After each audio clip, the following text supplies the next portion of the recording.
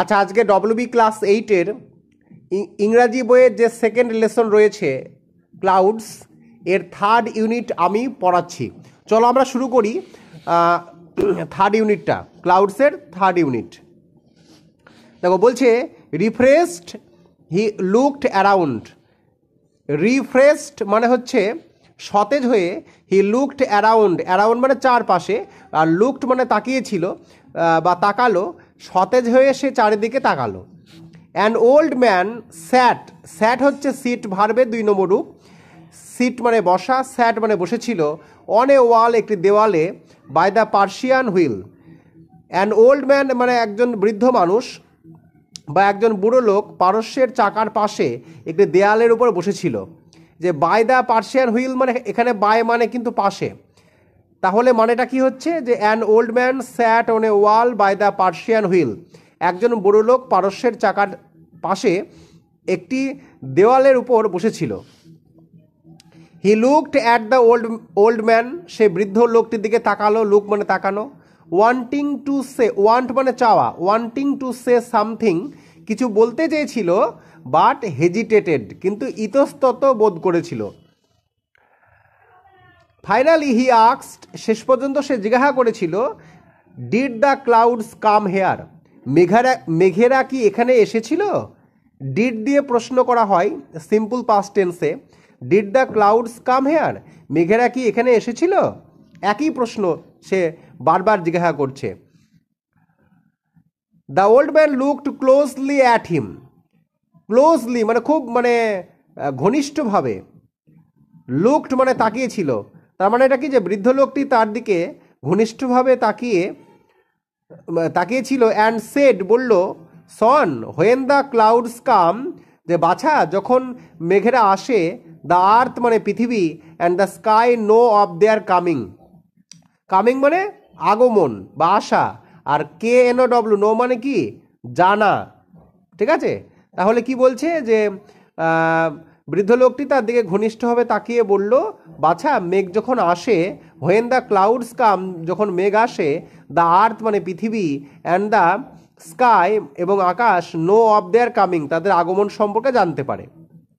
But the clouds were here last night, তবে গত রাতে মেঘ এখানে ছিল। And no one got to know, কেউ জানতে পারেনি, নো ওয়ান মানে কেউ না, গট টু নো, গট হচ্ছে গেট ভার্বের 2 নম্বর রূপ। No one got to know মানে কেউ জানতে পারেনি, আগেই বলেছি নো মানে জানা। দ্য ওল্ড ম্যান সেড, বৃদ্ধ মানুষটি বললেন, it is not enough for the clouds to come, বলছে মেঘগুলির আশায় যথেষ্ট নয়। It is not enough, enough মানে যথেষ্ট, for the clouds to come, মেঘগুলির আশায় যথেষ্ট নয়। I once lived in a place, আমি একবার এমন জায়গায় বাস করতাম। I once lived in a place, আমি একবার এমন জায়গায় বাস করতাম, হোয়ার মানে যেখানে, it had not rain for 10 years, যেখানে 10 বছর বৃষ্টিপাত হয়নি।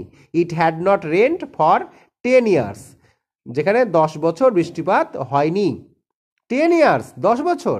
হি ওয়াজ ওপেন মাউথ, তার মুখ হা হয়ে গিয়েছিল। ওপেন মানে এখানে হা অর্থে ব্যবহার করা হয়েছে, open mouth.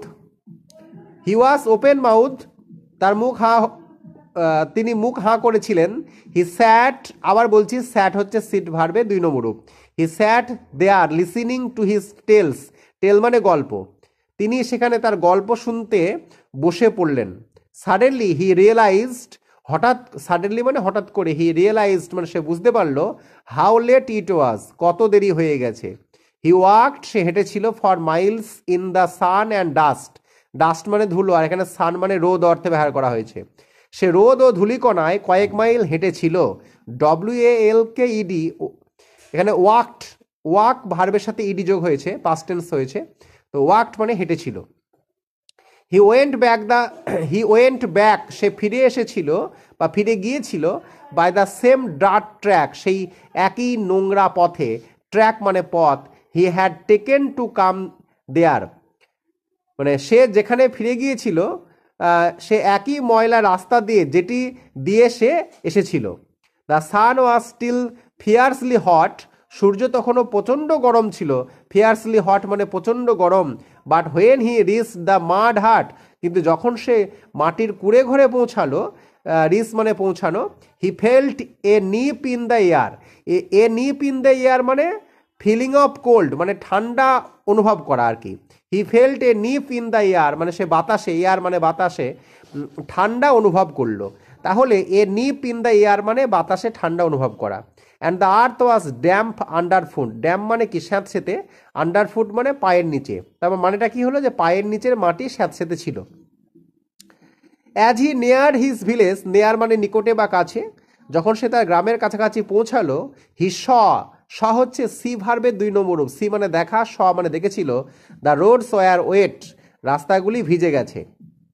Trees that had been standing draped in layers of dust, গাছগুলি যেগুলি ধুলার আস্তরণে মুড়ে দাঁড়িয়েছিল। লেয়ার্স অফ ডাস্ট, ডাস্ট মানে ধুলো, আর লেয়ার্স মানে হচ্ছে স্তর, ঠিক আছে, মানে ধুলোর স্তর বা ধুলোর আস্তরণ আর কি। তাহলে মানেটা কি হলো, যে when he had left in the morning now looked freshly bath. আবার বলছি প্রথম থেকে মানেটা, যে গাছগুলি যেগুলি ধুলোর আস্তরণে মুড়ে দাঁড়িয়েছিল যখন সে সকালবেলা গিয়েছিল, হোয়েনি গিয়েছিল, এখন সতেজভাবে স্নান করানো মনে হচ্ছিল।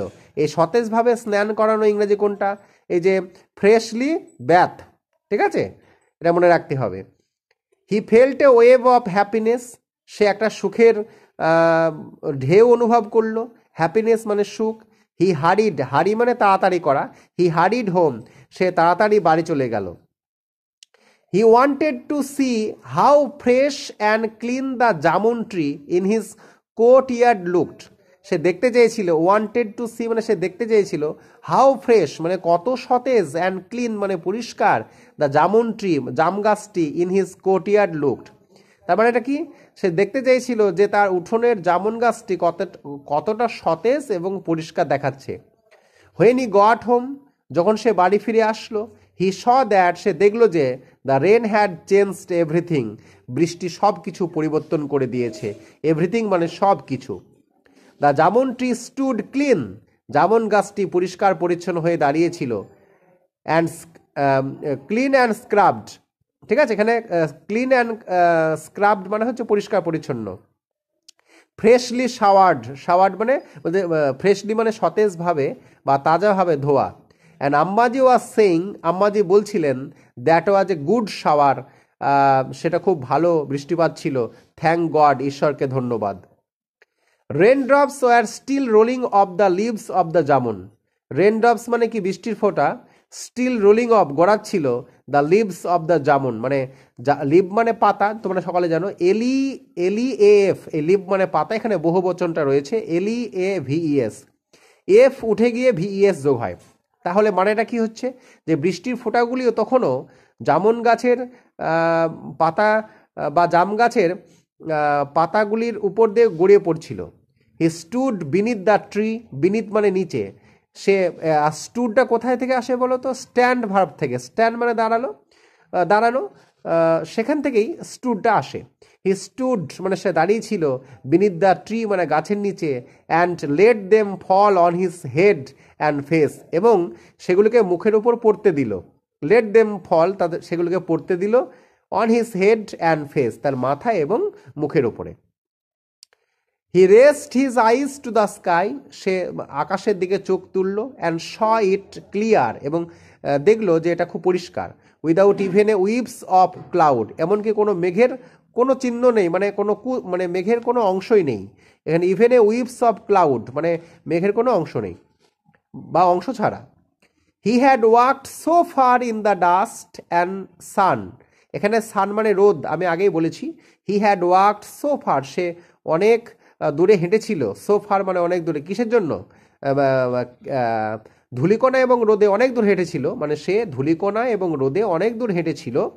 In search of the clouds, in search মানে খোঁজে, অফ দ্য ক্লাউডস মানে মেঘ, অর্থাৎ মেঘের খোঁজে। অ্যান্ড ইন হিজ অ্যাবসেন্স, তার অনুপস্থিতিতে দে হ্যাড কাম, তার অনুপস্থিতিতে দে হ্যাড কাম মানে মেঘেরা এসেছিল।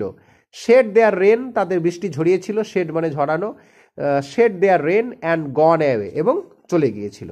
তো এরই সাথে সাথে আমার ক্লাস 8-এর সেকেন্ড লেসনটা পুরোপুরি শেষ হয়ে গেল, 3টি ইউনিট আমি শেষ করে দিয়েছি। কেমন লাগলো তোমরা জানাবে।